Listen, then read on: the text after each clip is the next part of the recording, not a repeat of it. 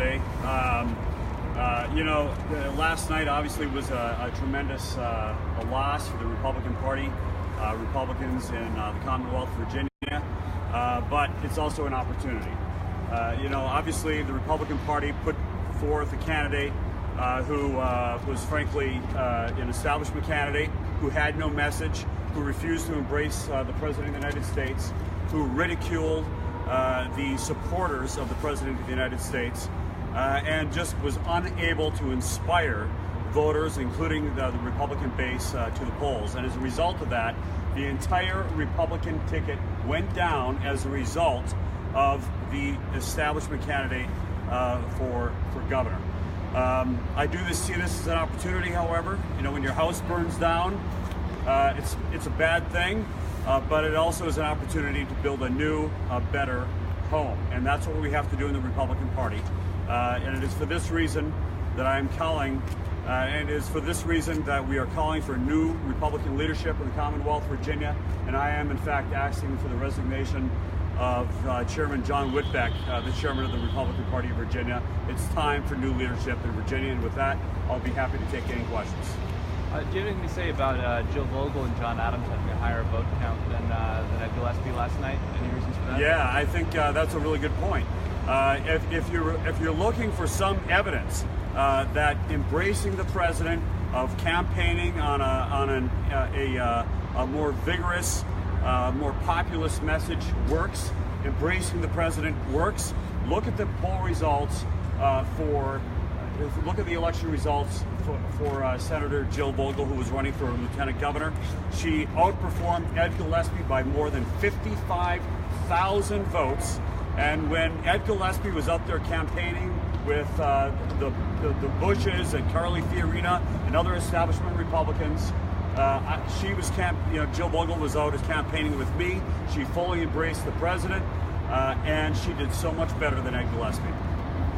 I mean, leading up to this, you said that you thought that Ed had started to move in the right direction, but I take it you're saying that was evidence he didn't go far. Yeah, I think that's right. I think that, as he went a little bit further to the right, his poll numbers did improve, and I think that this would have even been a worse election result had the election been 2 weeks ago or 3 weeks ago, before he started to move a little bit.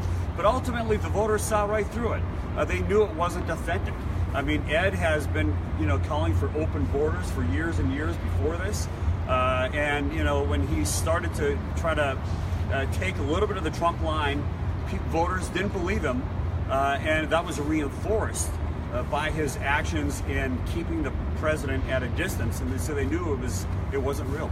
I mean, plenty of Republicans are going the opposite way, saying, the solution is to be, more welcoming, that this was a referendum on the president. I take it you don't agree with that? Not at all. I mean, even before this, I said this is not a referendum on the president. It would have been a referendum on the president if I had been the nominee. It would have been a referendum on the president if Ed Gillespie had embraced the president, if Ed Gillespie had invited the president to come and campaign with him. But he didn't. In fact, he shooed away the offers to have the president come down and help him out. And on the very day, I thought it was very funny, and so did a lot of the press, when the president put out a tweet endorsing Ed a few weeks ago.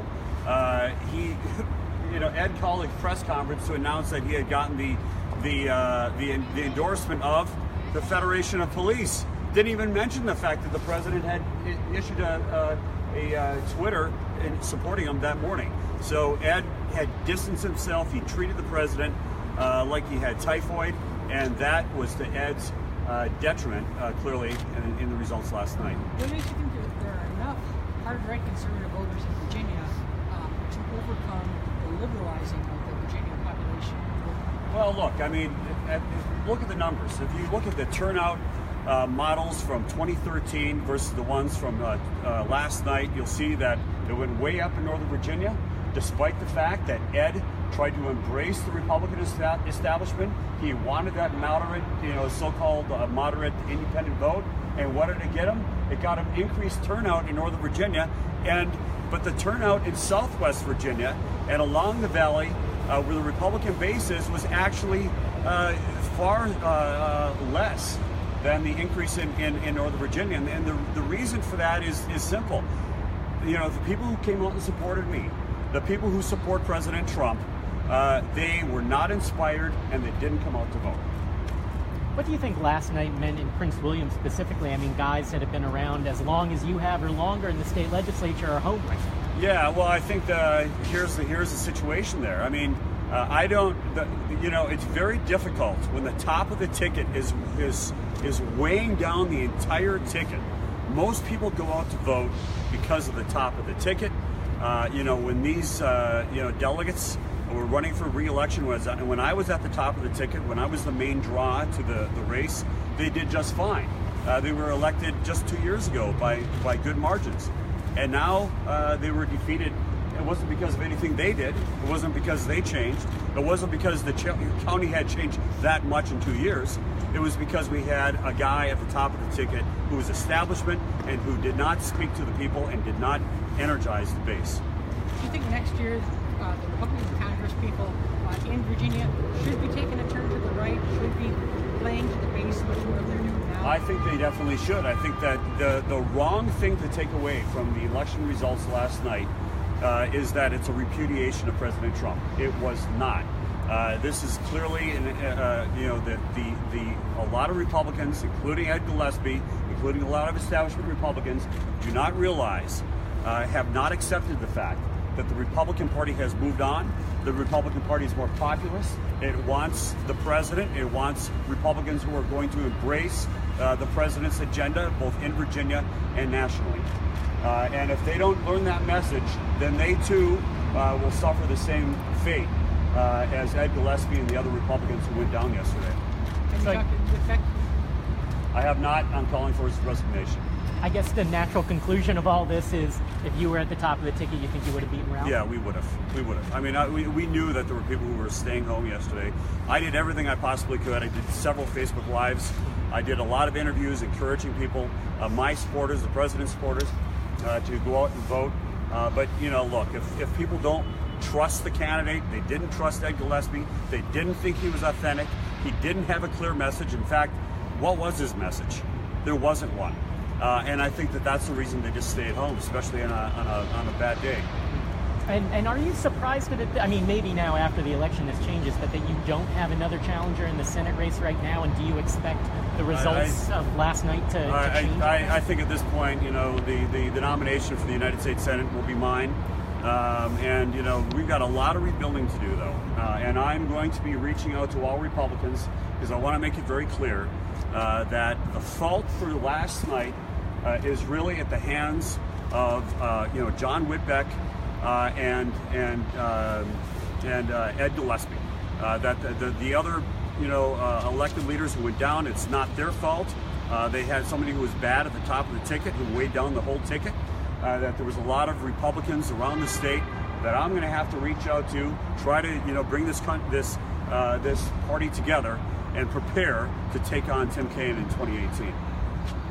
So obviously, some groups connected with Northam's campaign ran some very racially divisive ads in the run for the thing. Are you expecting the same sort of a strategy from groups connected to Kaine? Yeah, absolutely. I mean, here's the thing. I think that, not just a lot of Republicans are going to take the wrong message from last night, but I think a lot of the media will too, and I think that the Democrats will. The Democrats will, a lot of them will see this as a repudiation of Trump, and they're going to think that those racially divisive ads that they ran, especially that pickup truck ad run by the Latino Victory Fund, they're going to do even more than that, and they will have misread the tea leaves here, because that kind of stuff will backfire. And I'll say one thing, that the seeds for the Democratic Party's destruction and defeat in 2018 were sown last night in their victory. They're going to misread what happened. What about the Republican ads about immigration, illegal immigration, and that sort of thing? Will that backfire as well? No, because I mean the issue with the illegal immigration, especially MS-13 and criminal illegal alien gangs, it's an issue that affects Virginians, not just in Northern Virginia, but up and down the 81 corridor from Harrisonburg up to Winchester and in Tidewater. People want that addressed. And those are edgy ads. If Ed's stump speech had reflected what he was doing in the ads, it would have helped to turn out some more Republican turnout. But because what he was saying in the stump was completely different from what he was saying, what his ads were saying, people didn't believe the ads. They didn't think he was authentic. Okay. Hey, thanks a lot, everybody. Appreciate it. Take it I got to call John Whitbeck now. Yeah.